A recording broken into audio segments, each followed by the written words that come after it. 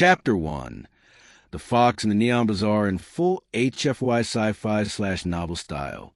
The neon sky of Kether Prime pulsed above Elias Drake like a restless heartbeat.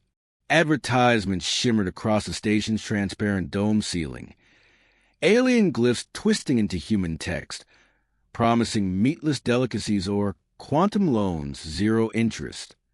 The marketplace below seething with bodies of a dozen species, fur and scales and sin-skin brushing against one another as barter cries mixed with the constant hum of the station's engines.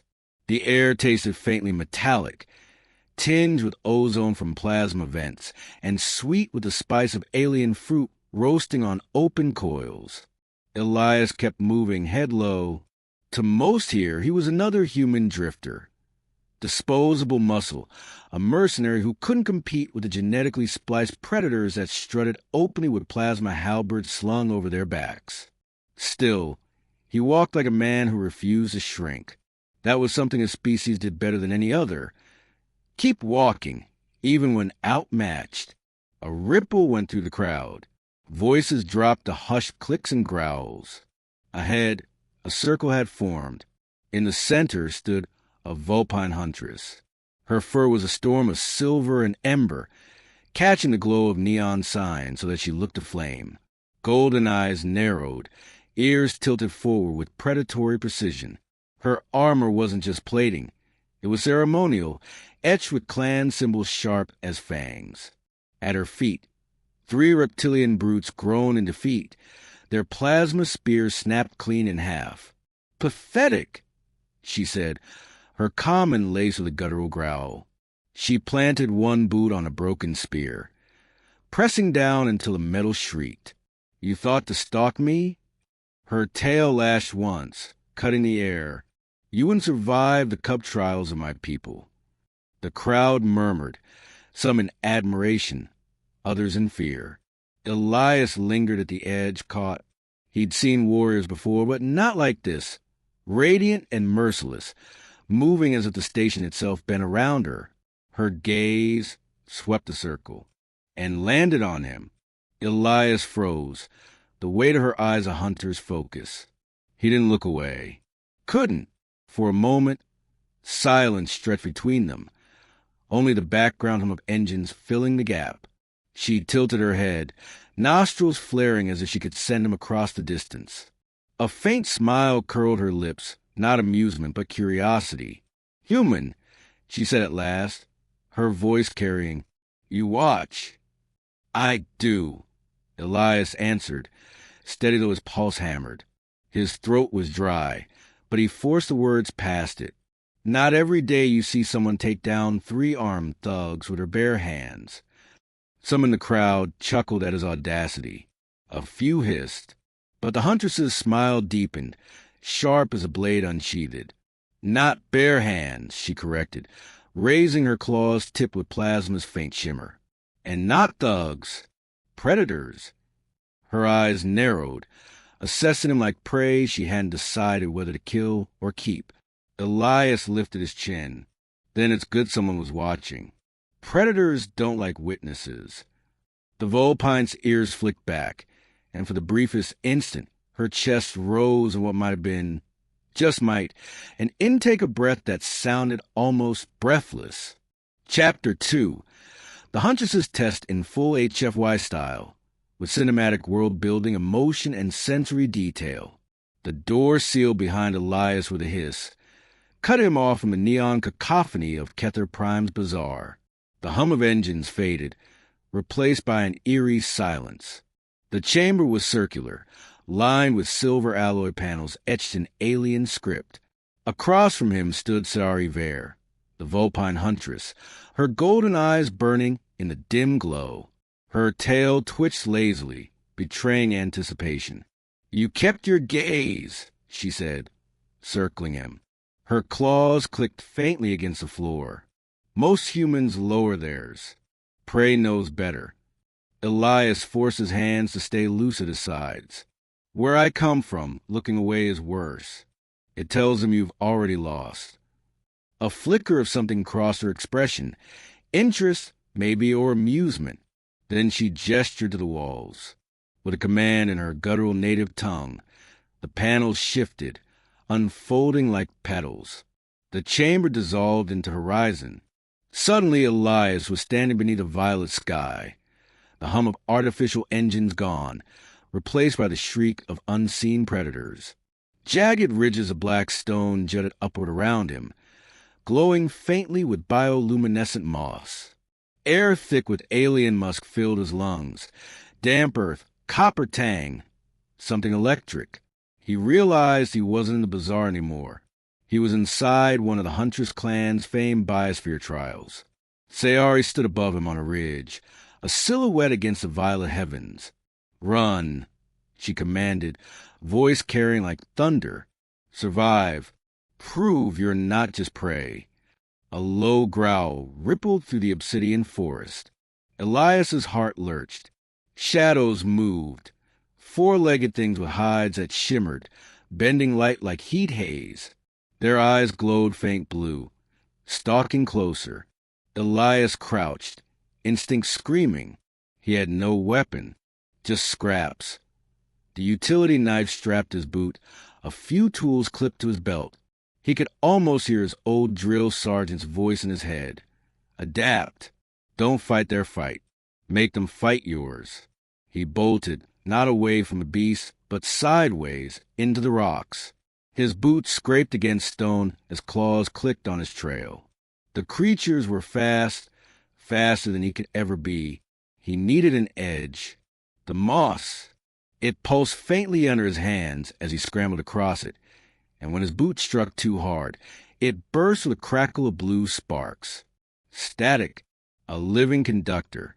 Elias tore a length free and lashed it across a narrow crevice.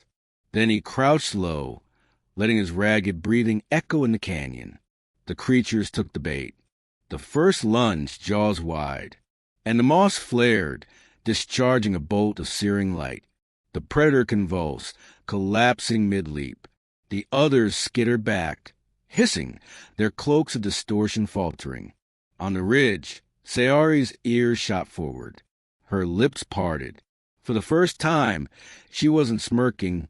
She was watching a human improvise, turning scraps of nothing into survival. Elias stood over the fallen beast, knife in hand, chest heaving.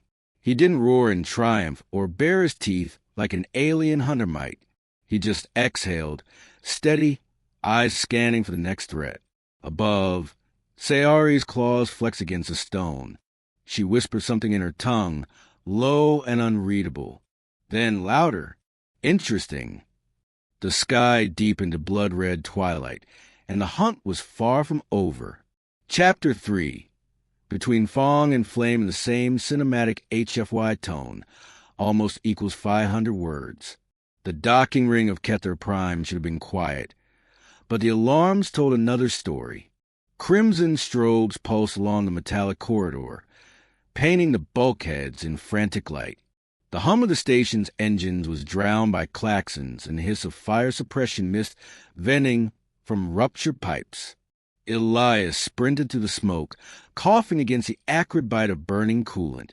Behind him, the thud of clawed feet echoed, a rhythm both reassuring and unnerving. Sayari Vare followed close, her golden eyes glowing faint in the haze. She moved with the same effortless grace she had shown in the hunt simulation, but this time the edge of irritation sharpened her every step. Chapter 4. Odes in the Wild Dark in full novel-style HFY tone. Almost equals 500 words. The shuttle tore through Hesh-Tar's violet atmosphere like a wounded animal. The hull screamed, plates buckling as fire licked across the viewport. Elias gripped the crash webbing until his knuckles blanched. Beside him, Sayari Vare braced her claws dug into the metal seat frame. Her ears flat, her golden eyes narrowed against the chaos. The impact came like the fist of a god. The shuttle plowed through jagged black stone, shattered against obsidian spires, and skidded into a valley choked with bioluminescent flora. Sparks rained from ruptured consoles. Smoke filled the cabin. Silence followed, broken only by the distant, unearthly howls of Hesh-Tar's predators. Elias coughed, unstrapped, and dragged himself out of wreckage. The air was thick and damp, heavy with metallic tang, and the musk of unseen life. Above, a sky of shifting violet and green stretched endlessly, stars swallowed by haze. Sayari emerged a moment later, brushing shards from her fur. She bared her teeth, tail lashing. "You humans court death at every turn," she snapped, though her breath trembled. Elias ignored her tone, scanning the wreck. "We'll need shelter. Heat sinks won't last a night." His boots crunched against shards of obsidian as he pulled a half-melted supply crate free. Rations, filtration units, a field torch. Barely enough. The Huntress tilted her head, watching him stack salvage with methodical speed. "You act as though this is routine." "It is," he said, not looking up. "Different rocks, different beasts, same problem. Live until the sun comes up." She gave a soft, disbelieving growl. "My clan hunts with code, with ritual, with honor. And humans." Elias struck the torch, flames sputtering to life. Shadows danced across the valley walls. "We hunt with stubbornness, with desperation. We're too damned arrogant to die when we're supposed to." That silenced her. By nightfall, they had a crude campfire burning, its glow fighting against the ocean of darkness pressing in. The obsidian forest clicked and groaned with unseen movement. Alien insects, their wings like shards of glass, hovered at the edge of light. Elias sat close to the fire, skin damp with sweat, eyes scanning the perimeter. Sayari crouched across from him, tail wrapped around her legs, her silhouette wild and regal in the shifting glow. She broke the silence first. "When I was a cub, my trial was simple: track, kill, claim. Every hunt is proof of bloodline, of worth." She lowered her eyes briefly. "If you fail, you do not return." Elias tossed another shard of resonance wood into the fire. "Sounds familiar. Where I grew up, failing meant starving. Didn't matter your bloodline. Just meant you didn't make it." Their gazes met through the firelight. Neither looked away this time. Sayari's ears twitched. Her breath caught almost imperceptibly. "Strange, human. You are without code, without clan. Yet here you sit, scarred but unbroken. Many of my kind would call that a kind of strength." Elias leaned back, letting the flames paint his weary face. "Maybe strength's not about rules. Maybe it's about refusing to quit, even when the world wants you gone." For a long moment, the Huntress said nothing, but her tail flicked once, slow, deliberate, a gesture Elias would later realize was something between respect and invitation. Above them, the wild dark pulsed with alien life, and something unspoken grew between them, dangerous and fragile as the fire they tended. Chapter 5. The last trial of blood in full HFY style, almost equals 500 words. The valley of echoing stone was alive with eyes. Dozens of Vulpine hunters lined the black cliffs, their fur gleaming in hues of ember, silver, and storm gray in the fractured light of Hesh-Tar's twin moons. Plasma torches burned in sconces hammered into obsidian, their glow mingling with the faint shimmer of bioluminescent moss.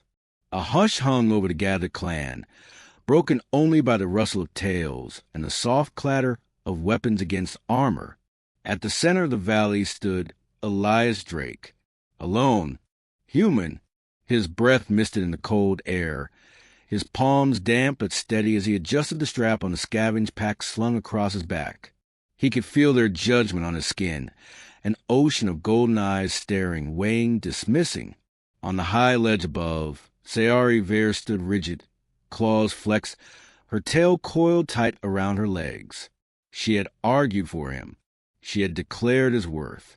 And yet, by law of her people, only the trial of blood and breath could prove it. "Begin!" growled the clan elder, his voice like stone grinding. The valley gates opened. From the shadows spilled the predators, 6 of them, low and sleek, their hides rippling with light-bending camouflage. Their movements were too smooth, too predatory, engineered for the test. A ripple of anticipation coursed through the watching hunters. Surely the human would die quickly, but Elias didn't run. He crouched low, scanning the ground. His fingers brushed across the moss, sparking faintly. He'd learned that trick once before. He whispered under his breath, half prayer, half memory. Don't fight their fight. Make them fight yours. The first predator lunged. Elias dove aside, slamming his pack to ground. A coil of wire snapped loose, strung with shards of obsidian he had scavenged. The beast hit it mid-leap, slicing itself open as momentum carried it tumbling. The crowd gasped. Elias rose, face set, chest heaving. He didn't roar like the Vulpines. He didn't bare fangs. He just kept moving, eyes sharp, mind working. The second beast circled. Elias baited it, backing toward a fissure in the stone. At the last instant, he sidestepped, jamming his boot into a crack. The fissure gave way, collapsing into a pit. The predator plunged into the dark, shrieking. Above, Sayari's claws dug into the stone ledge. Her breath caught in her throat. He sees patterns no one else does. The third and fourth came together, flanking. Elias ripped free a plasma torch from the sconce, sparks burning his palms.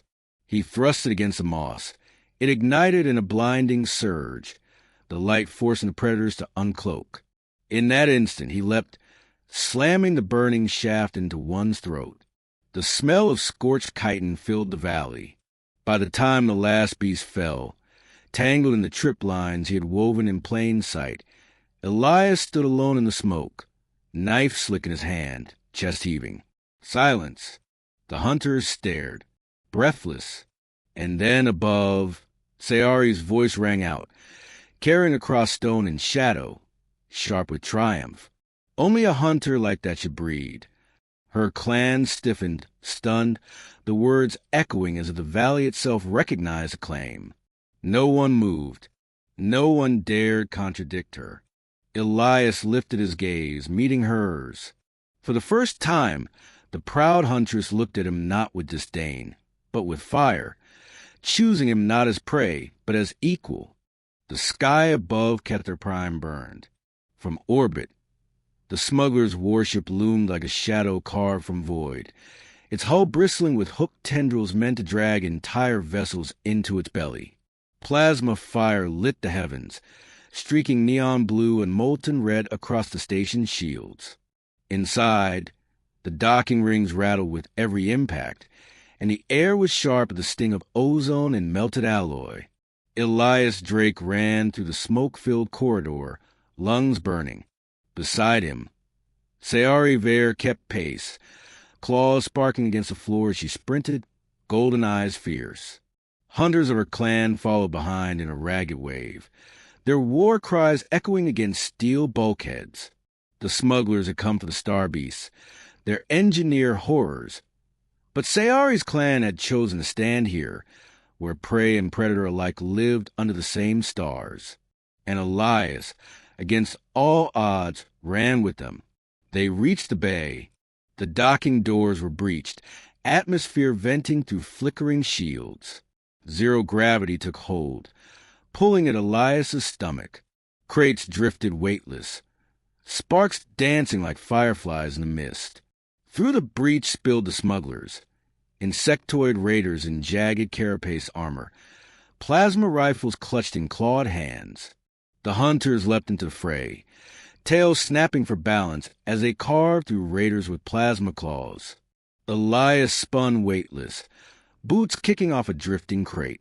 A raider lunged, rifle spitting fire. Elias grabbed the barrel, wrenched aside, and slammed the weapon into its mandibles. The impact shuttered up his arm. The raider spun away, hissing.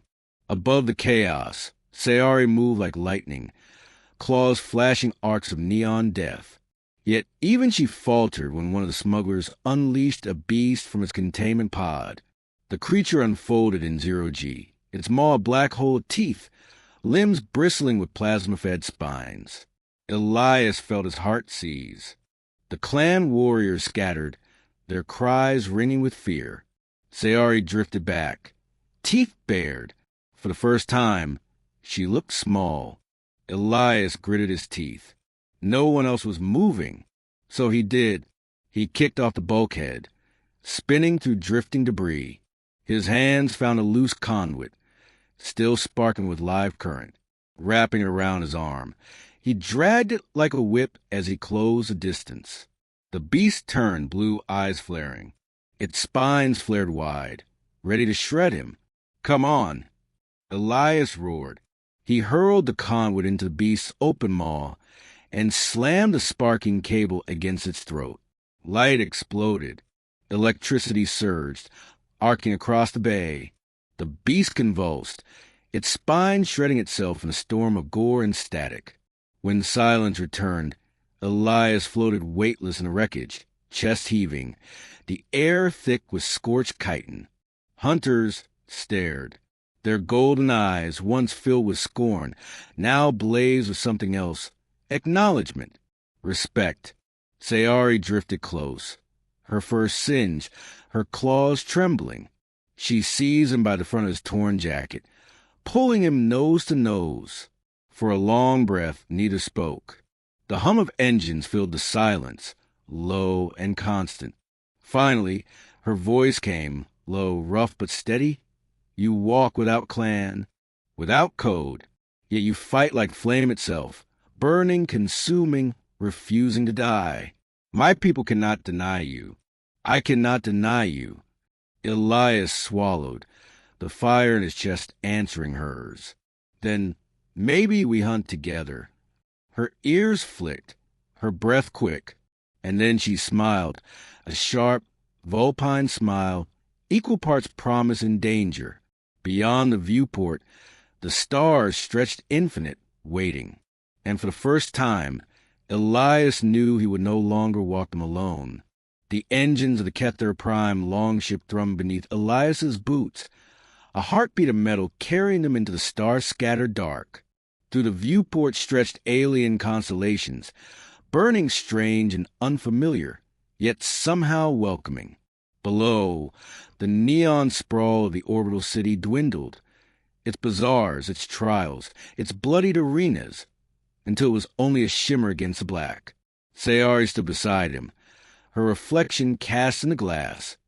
For catching starlight, golden eyes softened, no longer the untouchable huntress of legend, but something more fragile, more human. Her tail brushed against his leg, tentative, like a vow unspoken. "The clan will not question us again," she said quietly, her voice carrying the low hum of restraint. "You are no longer prey. You are chosen." Elias let out a slow breath, watching the stars drift past. "I never wanted to be chosen," he murmured. Then he turned, meeting her eyes, letting the words settle like an anchor. "I just wanted someone to walk beside me." For a moment, silence reigned, only the pulse of artificial gravity and the distant echo of alien song from the crew deck below.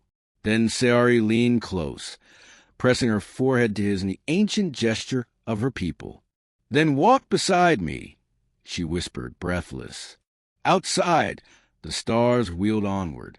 Two hunters, human and vulpine, stood together at the threshold of a galaxy that had once dismissed them as nothing. Now, he walked forward not as prey, not even as proof, but as partner, burning stubborn and bright, the way only a human could.